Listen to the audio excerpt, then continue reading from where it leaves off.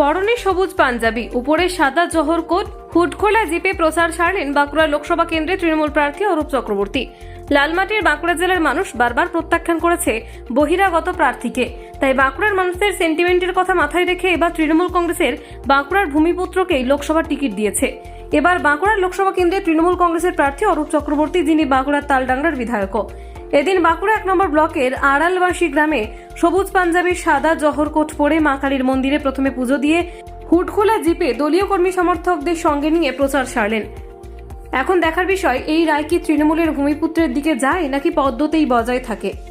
প্রচন্ড রোদ্রে কর্মীদের সঙ্গে জনসংযোগ, ভোট প্রচার, মাটি কতটা শক্ত বলে মনে করছেন? ভালো, মাটি ভালো, শক্ত, মানুষের সাড়া আছে, মানুষ আনন্দিত, মেয়েরা নাচতে শুরু করেছে আনন্দে। বারবার দেখা যাচ্ছে যে বাঁকুড়ার মানুষ যেটা চেয়েছিল ভূমিপুত্র সেন্টিমেন্ট, এবারে আপনি ভূমিপুত্র হয়ে বাঁকুড়া লোকসভার প্রার্থী, কি মনে হচ্ছে? কত জায়গার আশাবাদী? মানুষ আমাকে ফিরিয়ে দেবে না, মানুষ আমাকে গ্রহণ করবে আমি আশা করছি। কারণ মানুষের পাশে তো আমি সারা বছর থাকি, ডেভেলপমেন্টটা দেখি, উন্নয়নটা দেখি।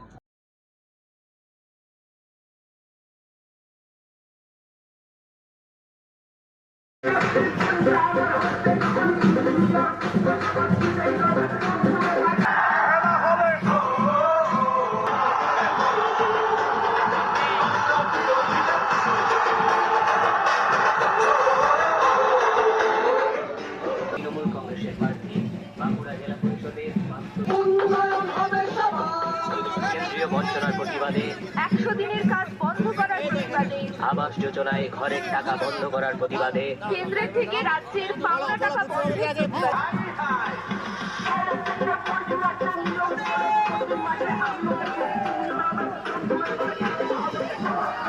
যখন দাবি